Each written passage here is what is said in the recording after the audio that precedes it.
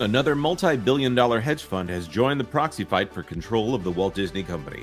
But this time, the battle is being fought across multiple boardrooms, including a threat against other companies that Nelson Peltz has control over. Let's talk about that on That Park Place.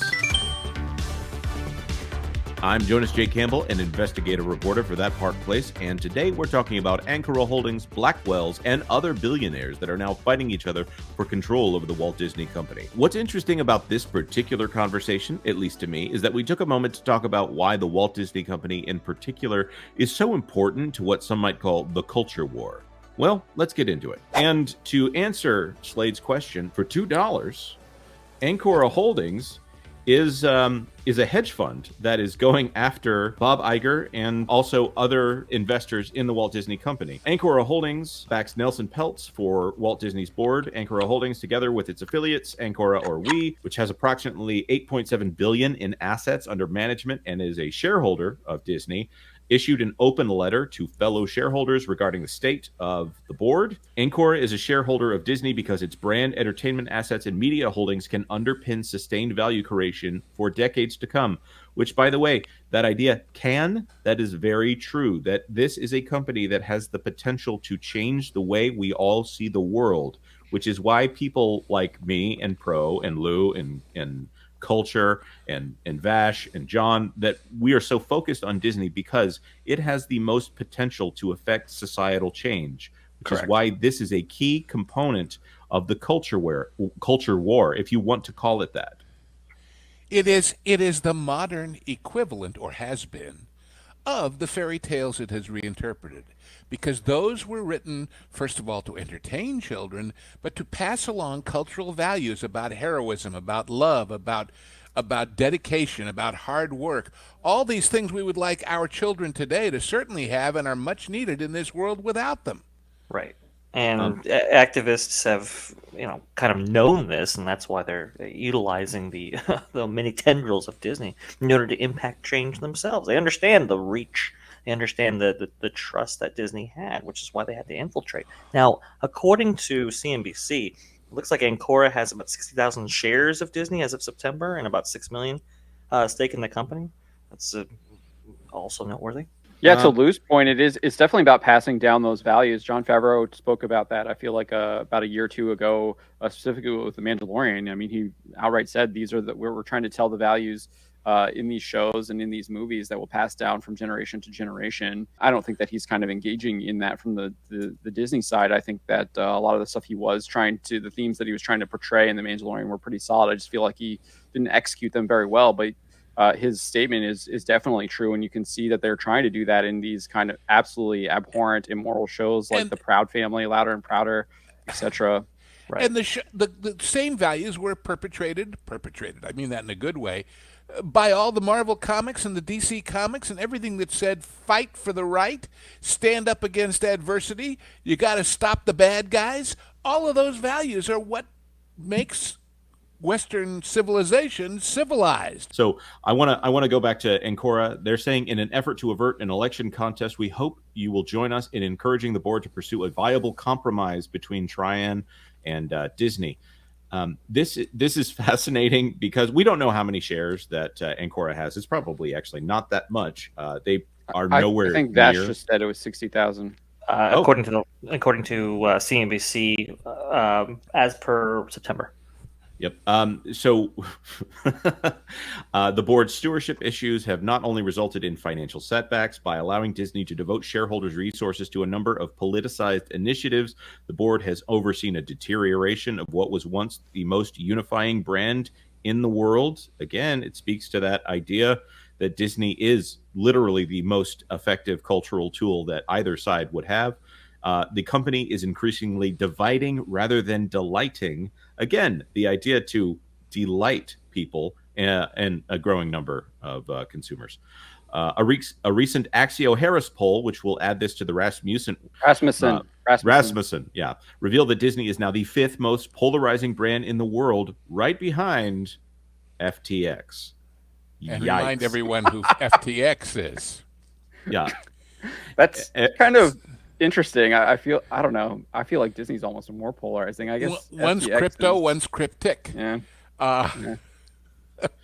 Well, and they may have had a relationship that we could point to. Well, yeah, that's a Have. very interesting discussion. I'm not sure. You know, we've looked into that FTX thing. If there is ever any actual evidence that comes forward, of course, on CNBC, what's his name, Kevin O'Leary, said the name Iger right as someone was winding up to speak when they were talking about FTX.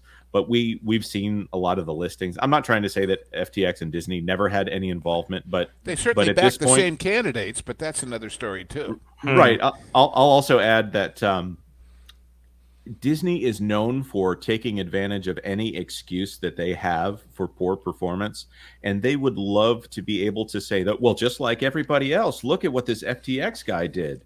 And look at the hoodwink he pulled on everyone, including us. If FTX was the reason for that hole in the balance sheet, I'm going to say they probably would be glad to have yet one more excuse to add to the pile here for why it's definitely not Bob's fault that they have problems. Sorry, moving on. Nothing is Bob's thing. fault. It's the weather. It's those evil guys on that park place. It's the man in the moon.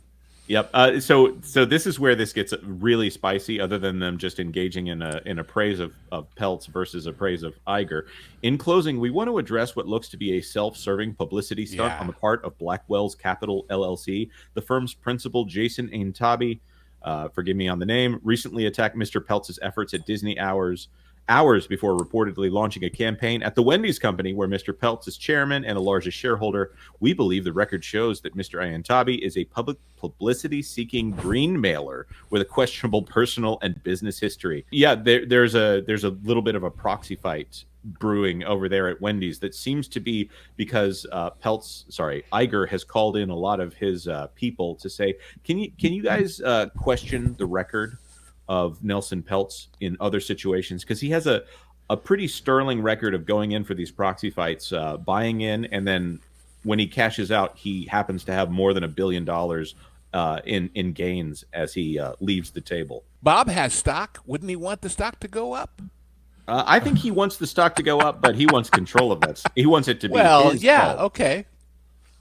Yep. I do want to go back to the point that they say here where they're describing the company as divisive. Obviously, that's rhetoric that we've used for years now, but it also comes on in the wake of that the Form 10K, where Disney made it very clear that they do indeed recognize that. So I think that they're using that in their press release, using Disney's own words against them here as well. And it's interesting to see. I think it's really significant that this institutional investor is using those words as well, and this stuff is kind of boiling over and reaching ahead. It's not just people like us that are kind of commenting on the content that they've been putting out, the programming they've been putting out. We're now seeing people like Nelson Peltz, who did say back in January in his initial white paper that he wanted to re-engage the creative engine, obviously taking a shot at their creative abilities. But now you're seeing this company here clearly saying that they're not creating anything that's delightful anymore. It's rather dividing. The fascinating thing here, to go back to Peltz, obviously Mason Morfitt is another activist investor that has come in, and do you know what he has said as he's come in? Is his great push as a quote unquote activist investor is to say, Bob Iger, you're pretty much doing everything correctly. What do you feel like you should do to improve the company? Sounds real activist, right? There's something that doesn't quite add up there. If I'm not being clear enough, we have a concerted effort of Bob Iger going out, and maybe he's found people that will agree with him. Maybe he's finding people that will protect him, because Bob Iger will go out and say, "Oh, I don't know what Nelson Peltz wants," although there are white papers that they have obviously seen saying this is what Nelson Peltz wants. There's a strong track record of Peltz coming in and saying, you're doing this and you shouldn't. You are doing this and it could be done better. I highly doubt that Nelson Peltz has been anything but crystal clear with them in what he wants. I'm reminded of when somebody says, I'm confused, when really what they mean is, I disagree with you. Yeah, I was just going to say there was a really good question from... yeah, you're right. You're right. When will Peltz have an opportunity to join the board? From Matthias? Forgive me on the name. So December 4th was the deadline to put forward names to join the election for a Disney board member seat. Nelson Peltz announced before then. I'm sure that unless Disney did something nefarious, like change all the board member election rules, which they did, but we don't know the full implication of whether or not that actually prevents him from going up for election. He should be on any ballots that will be going out for the shareholders meeting. I think the last one was in March, if I'm not mistaken, but everything will be counted before that shareholders meeting. There's going to be a quarterly call that happens before the shareholders meeting. And last time we had a shareholders meeting, it was fireworks. People got onto that call and ripped Bob Iger an extra ear hole. So, Culture, you look like you got something you want to say. No, it's been multiple of these meetings, that even the ones that haven't been the annual meeting, like we're coming up on, but like even just the quarterlies that have happened in between, he's getting asked a lot of real questions from people that wouldn't normally ask real questions. It's just like Sorkin. Yeah, exactly. Yep. Yeah, and then, but this is real. The when we get to the annual shareholders meeting and the proxy fight is actually there, we'll have a pretty good idea of where the people that really are frustrated are at, because they'll tell them the screener one thing, and they'll ask a completely different question when they get to Bob, and that's just a thing of beauty. Well, the thing I wish that Sorkin had asked.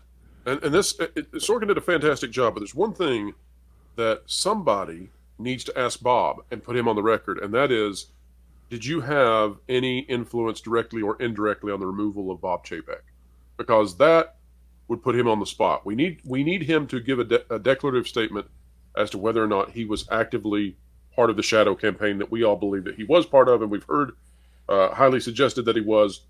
We need him to answer that question. Well, and hypothetically, had the audit come out about 3 weeks earlier, before the investors' call and before that seminar, if somebody had asked him about that, personally, wouldn't he literally have had to take the fifth? I think he would. I think he would avoid it, and he would say so. Well, people were saying, of course, himself included. There's a lot of very vague language in the SEC filings. It gets very specific about the history between Nelson Peltz and Perlmutter, until you get to this one section where they start to talk about bringing in Bob Iger. All of a sudden, it's members of the board instead of naming specific people. So they get vague on all purpose. I'm saying is those guys representing these big investment outfits that asked questions on the previous call would be failing in their fiduciary duty or whatever if they didn't ask about this audit and all of the potential criminal issues in it. Right. Mm-hmm. So at a certain point, all the king's horses and all the king's men can't put Bob back together again, because they have a larger duty to their own credibility. So I just need to say here, Slade, I hope that your $2 super chat, you got your money's worth on that one. Thank you so much for watching to the end of the video. This clip was part of our now regular Thursday live stream, which starts at noon Eastern time. Of course, just hit the notification bell if you'd like YouTube to tell you when that is. Like this video if you like this video. If you know someone who is as interested as we are in this sort of thing, then maybe you should share the link with them. And of course, please consider subscribing to That Park Place for all the news that should be fun. Thanks for watching That Park Place News. For more information, consider checking out www.thatparkplace.com. And don't forget to subscribe, share, like, and send this out on your favorite social media accounts.